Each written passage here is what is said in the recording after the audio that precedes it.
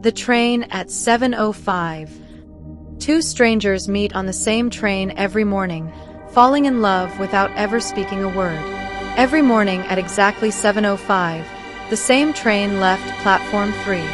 And every morning, two strangers sat across from each other, never speaking, never touching, yet feeling everything words could never say. They didn't plan it. They didn't even know each other's names. But sometimes, the heart finds rhythm in the simplest of patterns. A glance, a smile, a silence that means more than 1,000 conversations. This is their story. The story of the train at 7:05. The first glance, the morning air smelled faintly of rain and coffee. Ethan boarded the train as he did every day, his tie slightly crooked, eyes half awake from another restless night. He took his usual seat, second row, right window. He pulled out his book, more for habit than interest. And then she walked in. Lila, late 20s, navy coat, hair tied back in a loose bun, holding a travel mug and a sketchpad pressed against her chest.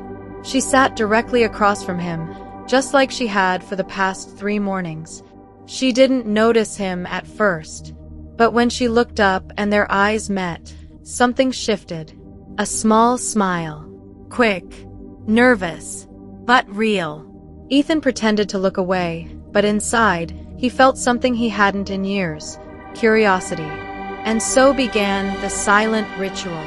Days turned into routine days, melted into each other. Monday, Tuesday, Wednesday, the train at 7:05 became more than a commute.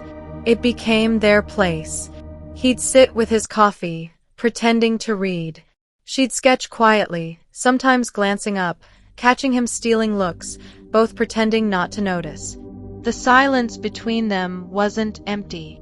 It was comfortable, filled with the hum of the train, the rhythm of rails, and the unspoken understanding that something was growing. The mist morning one Thursday, Ethan arrived late. The train doors were closing when he ran up the platform, but they shut before he could board. He cursed under his breath, watching it pull away. Inside that moving train, Lila sat alone, eyes darting to the empty seat across from her. It was the first time she realized how much that stranger had become a part of her mornings. The train felt colder, lonelier. That evening, she found herself sketching his face from memory, the curve of his jaw, the tired kindness in his eyes. When she was done, she looked at it and whispered, "Who are you?"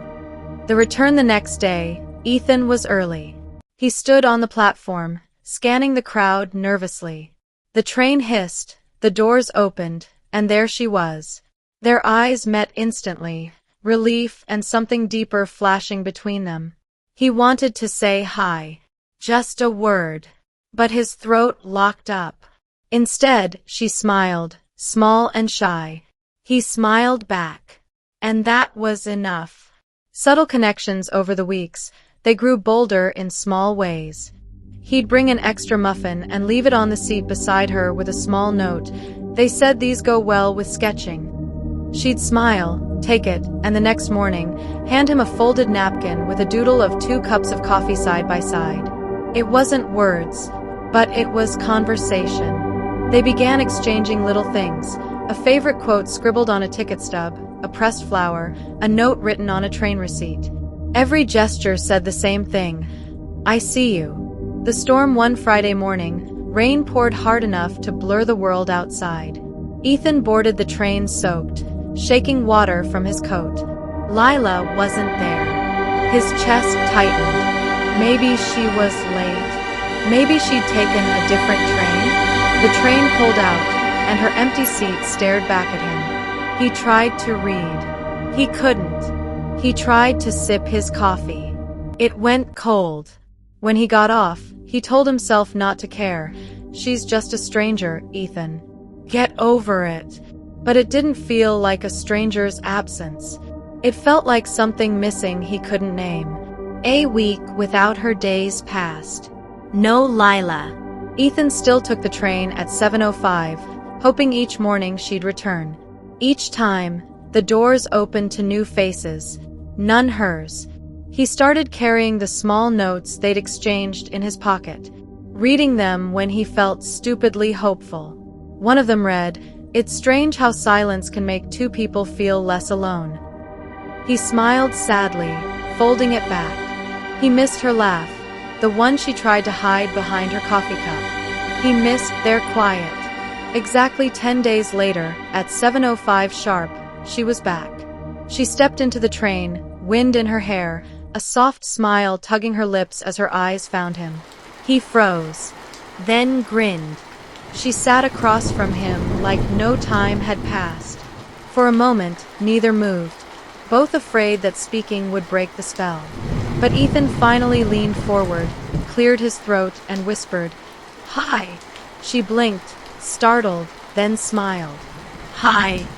The sound of her voice felt like sunlight. They both laughed, nervous and relieved. Conversations after that day, mornings felt different. They talked about books, music, family, dreams, about everything and nothing. She told him she was an artist working at a gallery downtown. He told her he was a marketing analyst who hated his job but loved people watching. Love had bloomed silently, but now it had a voice, soft, sincere, real. The mischance one morning, Ethan came with something in his pocket, a small envelope with her name written in careful handwriting. Inside was a letter asking if she'd like to have coffee off the train sometime.